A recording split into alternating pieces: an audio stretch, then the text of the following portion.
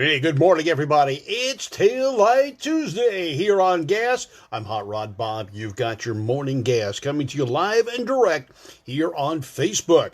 Well, you should be getting it live and direct. You actually should be watching it. So we're looking for you. Where are you hiding there, Sonny? Okay, well, we'll figure you're out there and we'll start going. All right, tail lights. Something we take for granted on cars today. But they weren't required. They weren't standard on cars. Taillights were a rather new invention for automobiles. As a matter of fact, if you go back far enough, and I do go back far enough, I sometimes go back too far. I've been told that many times, but that's another story altogether. Early road vehicles used fueled lamps. That's right, some of them had carbide. Some of them had oil-fueled lights. So lights were not electric from the beginning because the generator hadn't been put on a car. Now, back then, they called them dynamos. Okay, dynamo, generator, alternator, it's all the same thing. But generators hadn't been put standard on vehicles until, early 1900s. So when the T came out, the Model T, no generators. You think about it, how many million Model Ts were built without a generator? Or, as they called it, a dynamo. Well, all electric vehicles didn't start being standard feature until years later. As a matter of fact, headlamps were first fitted beginning in about 1908. People didn't have headlights on there. Good morning, Mark McGeorge. Hope you've recuperated from the weekend here. But they became commonplace by the 20s, not when cars first came out. Just like horse and buggies. There weren't lights. There weren't tail lights. Now, there were some special carriages, and stagecoach type things that took you around town that had kind of opera lights. And that was basically just decoration. It wasn't actually thought of as being something that was a safety feature. Right, Jason? Jason Schaefer watching us today. How you doing, guy? I'm a dynamo. Yeah, sometimes I'm full of it. I'm electrically charged, and I get charged very easily. Anyway, the first directional signal, they didn't call it a directional signal at the time. Silent film star Florence Lawrence is credited with designing the first auto signal arm. Now that's, if you look back at the original directional signals on cars and buggies and things of that nature, it was actually an arm. And what they would do is it had either reflectors on it or something, or maybe not even anything other than a pointy shape. And the driver would pull a cord and that would go up. Volkswagen used what they called trafficators or semaphores through the early 1950s.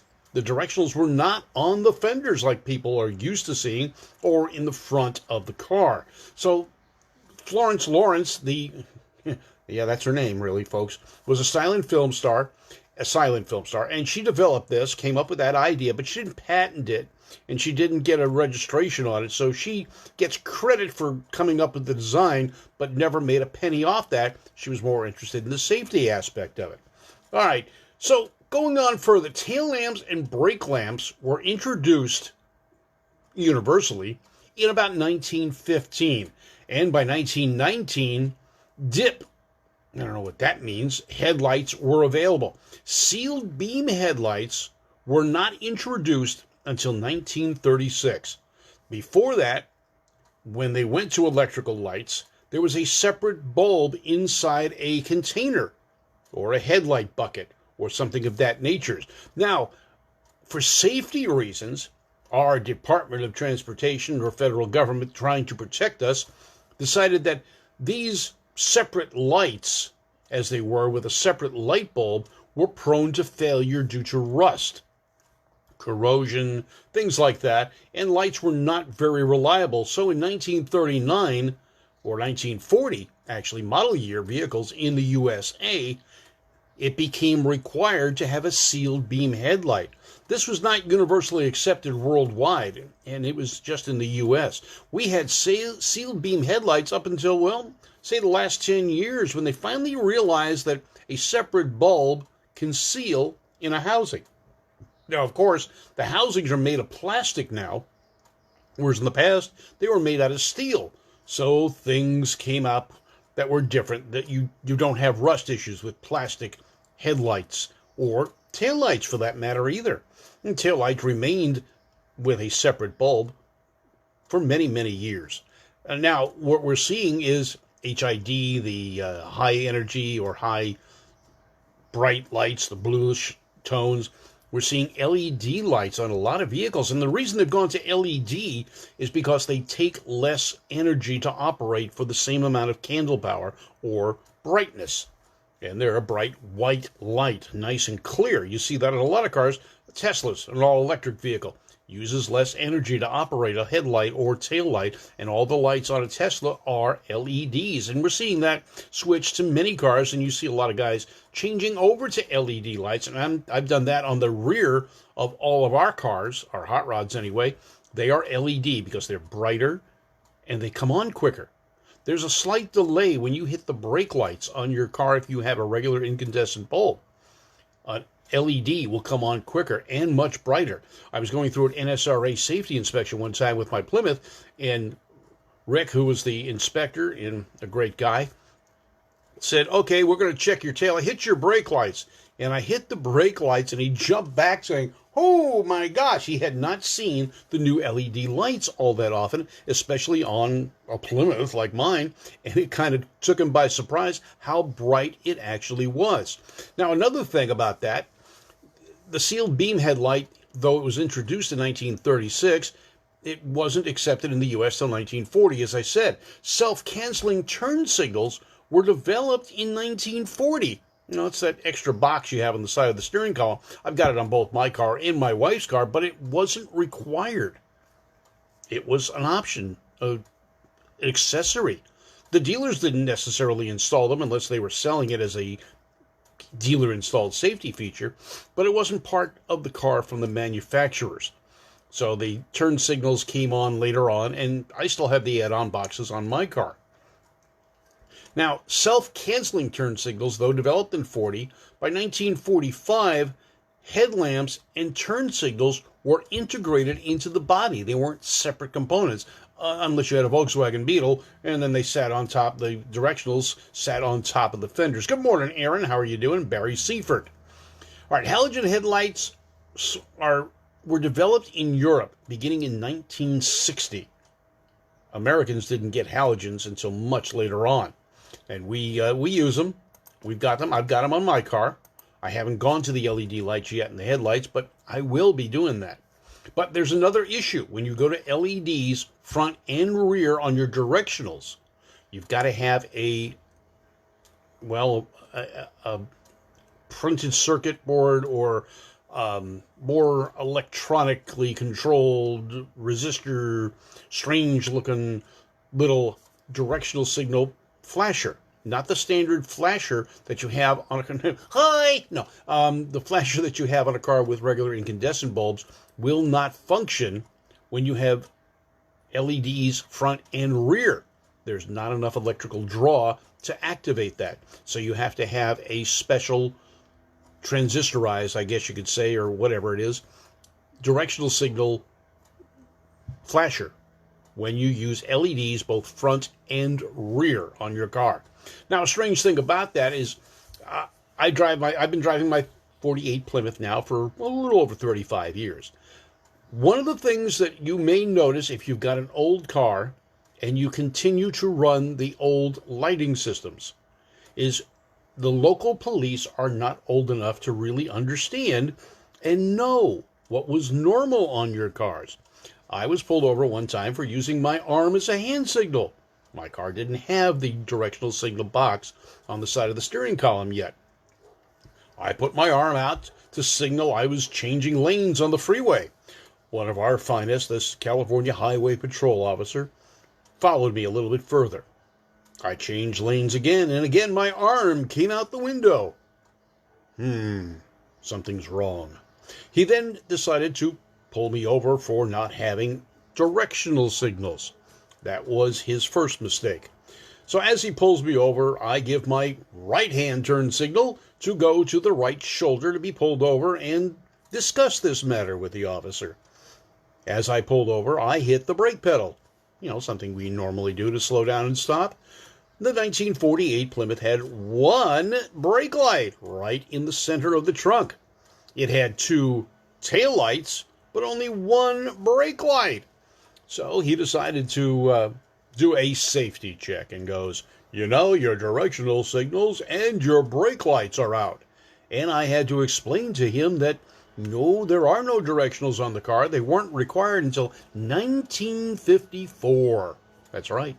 DOT requirement. 1954 was the first requirement to have electric directional signals on your car. And as I said earlier, Volkswagen still used the semaphore style through the 1950s for the US and the European market. Now, some of them don't have it, some of them do have it. I've seen both. I've seen a 57 without them, and I've seen a 57 with them. It depends on where the car may have been imported from and whether it was designated for the United States or not, because semaphores were not something consistent on vehicles here in the U.S. So here we go on, and he goes and says, well, your directionals aren't working, and I show him, no, there are no directionals on this car. He says, well, they're supposed to be there. I said, no, not yet. They weren't required until 1954. We get into a slight discussion on that. He says, all right, you've got two brake lights out. I go, no, I've only got one brake light out. I can't have two brake lights out. He looked at the back and said, you've got three lights back there, and only one was working. And I had to explain to him that in 1948, only one brake light was required. Now, to back up what I was saying, I have the shop manual in the back of my car. And we got to the pages on the directional signals, which they don't list, and the brake lights, driving lights, tail lights. He had to concede. Now, I didn't get a ticket for any of the things he pulled me over for. And I didn't get one for speeding. I wasn't doing that. I didn't get one for any other thing like that. But what he did get me for was, in 1948, although this is off the track of taillights and lights, I had changed the stock flathead six-cylinder and put a V8 in the car. In 1948 in California and through the early 1950s, California registered vehicles based on the engine number. Strange. Engines get changed all the time. Our government's intelligence at work. The car was registered to the engine number. I don't have the stock engine. Therefore, the number on the registration does not match the tag on the body that was a body serial number. It also doesn't match the number on the frame rail, which he wasn't going to get underneath the car and take a look for, but I did. I got my paperwork from the Chrysler Museum certifying the build sheet basically, and giving the numbers that all match up to the serial number of the body and the engine and the frame. 3 different numbers. So anyway, what I did is I had to get my car recertified with the body number because that was easily found on the door frame and is consistent with what they look for when they pull you over. But that's off the subject. Now, colored lights. Now, you got to think about this. Lights were not necessarily of a uniform color. You could have had red taillights, blue taillights, white taillights, but it was decided through a Geneva Convention. They do a lot of conventions in Geneva. I'm going to have to go to one of these sometime. And it was a convention on road traffic. It later in 1949, where they specified what color taillights should be. Now, there were some exceptions, and there were some countries that decided to change things a little bit, but basically, all lamps facing rearward would emit red lights. Now, that was not directional signals. That was simply the tail light itself. Lamps facing sideward on the turn signals would emit an amber light. Now, in the U.S., we didn't have side-facing lights, so we didn't have amber lights on our cars. That came about later on. Now, this came about again after they reviewed these rules in 1968 through the United Nations. Can you imagine that? The United Nations got involved in our taillights. Interesting facts. Why, I don't know, but they've tried to make things universal worldwide on lights.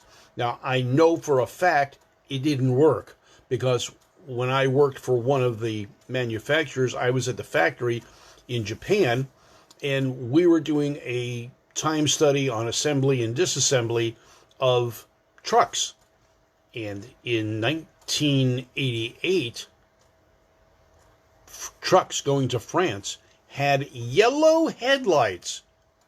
What are you going to see with yellow headlights? But that's what was required on the car from France, was yellow headlights. So Geneva Convention made a statement about what you're supposed to have, and I guess they agreed yellow lights would be allowed where necessary.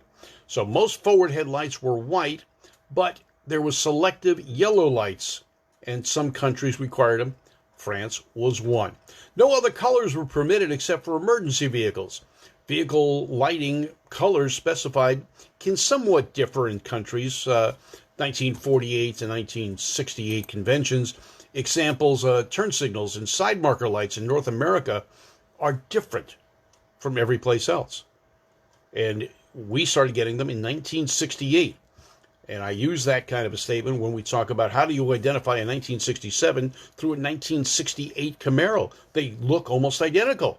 Well, one of the things to look for is the side marker lights. In 1968, the U.S. Department of Transportation required all vehicles have a side marker light. And that marker light would sometimes blink with the directional signals. But it also gave someone a side view of lights. And what they tried to avoid was cars getting hit broadside because people didn't see them at night. So the small lights at both front and rear of the car became side marker lights and required, and are still required today. Some blink with the directionals. Some come on when you're making a turn with the directional, come on solid. Cadillac, Oldsmobile, and such had these turning lights. They weren't blinking, but they were on solid. They were a white light, and that was to help you see. Now, one of the car companies came up with a light that turned, the headlight in the center of the grille, the Tucker. And this was a safety feature. The headlight was connected to the steering gear somehow, and as you turn, the light would turn to give you better vision making a turn. Other car companies did the same thing with auxiliary lights, but that was banned. Our Department of Transportation, in their infinite wisdom, decided it wasn't safety features. I don't know what else it could be termed, but it became not allowed, although European cars did have that. Now there's low beams and high beams. And the high beams give you a further reach and a little bit wider angle of lighting. And basically that's done with the fluting or the lines you see on the headlight lens. Now today we have a sealed lens assembly. You can't change that. Some of them are perfectly clear, and what they do, they use a refractive thing and something on the bulb itself that goes to a higher beam and shows it through. Good morning, Jim Nye. How are you doing today? Now, the main headlight beams have a certain height that they need to be adjusted to. Department of Transportation specifies that. And I've always set mine up to be about 3 feet up from the ground and pointing pretty much straight. I measure the headlight distances across my vehicle and from the ground to the center of the headlight to make that adjustment. And I have a marking in my garage when I do this with tape, and I aim the brightest portion of the beam of the headlight to that mark. I had a problem being pulled over for headlights being out of adjustment, and I try and do that. And with me messing with the suspensions on my car, sometimes the car sits low, sometimes they sit high, sometimes the back is higher than the front, and you need to adjust your headlights for that. It's a very simple adjustment, and there's usually about 3 screws on your headlight to do that. But we were talking taillights. Well, we got into headlights, we got into taillights, we got into directionals. We got you lit up here on GAAS, the Great American Auto Scene, the morning edition. I do appreciate you tuning in on Hot Rod Bob. Hey, tonight, 6 p.m., we're going to do a special live GAAS show on Zoom. That's right, Zoom Live, and you can be part of it. A live studio audience. Although you won't be here, but you'll be live, and hopefully, and you'll be able to communicate and talk directly to us and have your face on camera. That's right. We'll record the show. It'll be playing on YouTube as well after we're done. But you can be part of tonight's first GAAS Zoom video. And we're going to do it at 6 p.m. Randy Cardoon and I will co-host GAAS, the Great American Auto Scene Evening Edition. And we're going back to the evening edition of GAAS once a week, possibly. We'll see how this one goes. We have not been able to go into studio any longer because of the COVID issue. So we're taking matters into our own hands, and we're going to address that. So we're going to do our live video of GAAS, the Great American Auto Scene, starting this evening, 6 p.m. Would you like to be part of it? Raise your hand. Go ahead. Come on. Raise your hand. Pete Muriello, you can't get your hand up that high, but it's okay. Raise your hand. If you'd like to become part of it, PM me. Go on Facebook. Private message me or send me a messenger. I will then send you a link. Give me your email address too. I will send out an email blast with the codes you need, the link and the password to get into the meeting. It'll be the Zoom meeting of GAAS, the Great American Auto Scene, this evening at 6 p.m. There'll be people worldwide allowed in. We have up to 100 spots available. That's right, 100 people can be in there watching GAAS, the Great American Auto Scene, as it returns to its evening spot at 6 p.m. tonight. I'm Hot Rod Bob. You've got GAAS, the morning edition, brought to you by Beach Underwriting, Irwindale Speedway, Irwindale Drag Strip, Moon Eyes, Valley Head Service, and Service Tech. Service Tech, where all your garage needs are met, where you can get all the equipment you need. Check them out. You can see their logos on my page. Most of them, well, all of them, have a Facebook page. You can check them out and see them and chat with them. Thanks very much for watching today. Please let your friends know about GAAS. Let them know about tonight. It's open. All they've got to do is send me a message. I will then give them the link and password to get into the show. Now, it's going to be called a Zoom meeting, but it's not a problem. We're calling it GAAS, the Great American Auto Scene, as we return to our evening spot at 6 p.m. tonight. All right, folks, thank you very much for tuning in. You are GAASaholics. Thanks for being here. I'm Hot Rod Bob, and you got GAAS, the morning edition. Take care, folks. We'll talk to you later on.